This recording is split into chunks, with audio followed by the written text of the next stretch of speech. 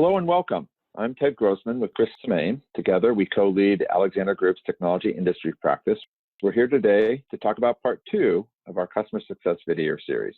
In part 1, we discussed customer success issues, charter, and business model.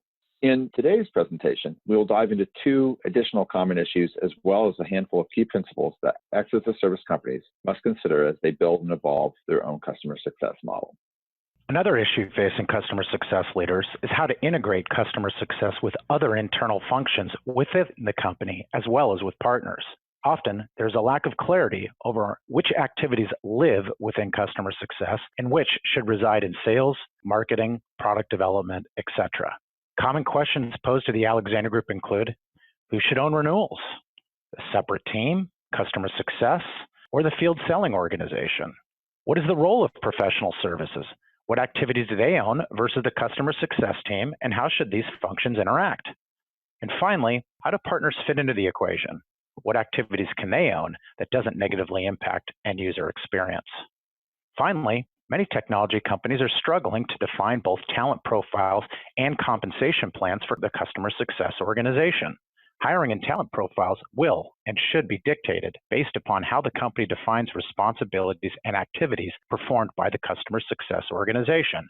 That said, most companies are realizing that these roles require a distinct set of competencies that are traditionally a blend of sales and service, as well as technical and business acumen. Compensation is also a key issue, beginning with whether it makes sense for customer success to be eligible for at-risk pay and upside. Traditional support roles are rarely on at-risk plans. However, if a company views customer success as a revenue persuasion function, then a sales incentive plan should be considered. Let's now transition to conclusions. Alexander Group recommends companies adopt the following principle. Customer success can't simply be a role or an internal functional team, but rather is an operating model that affects the company as a whole. Most stakeholders fail to realize this principle, or they recognize it in theory, but not in practice.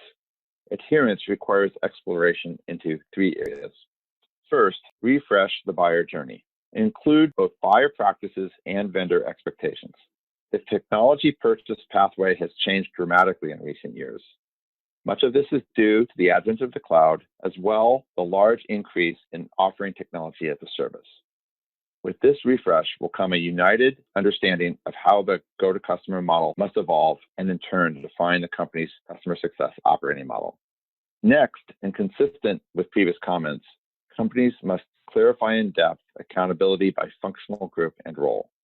Customer success leaders consistently struggle with the balance between customer advocacy versus sales. Many companies have given renewals and upsell ownership to customer success, only to see the client relationship deteriorate as resources become too salesy. Lastly, customer success is increasingly becoming the tip of the spear rather than sales when it comes to customer interaction. They collect a wealth of knowledge that can be funneled back into the organization so the company can better innovate its offering of portfolio and services to its customers. Unfortunately, the connective tissue between customer success and other functional groups isn't as strong as it needs to be. We've discussed many issues faced by technology companies, as well as some key principles they should adopt. But keep in mind that all companies are unique, and therefore their customer success model will be unique. The right customer success for your organization depends on a handful of factors, including the offering, stickiness, aka offering replicability, growth phase, and leadership alignment. To illustrate, customer success may have a more limited role when the product is sticky or the competitive environment isn't strong. Conversely, they may have a larger role when top-line growth is dependent on the installed base.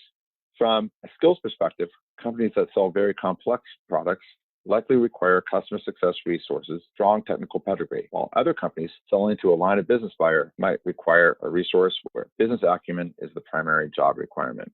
Ultimately, customer success will own aspects of your company's sales and/or service motions.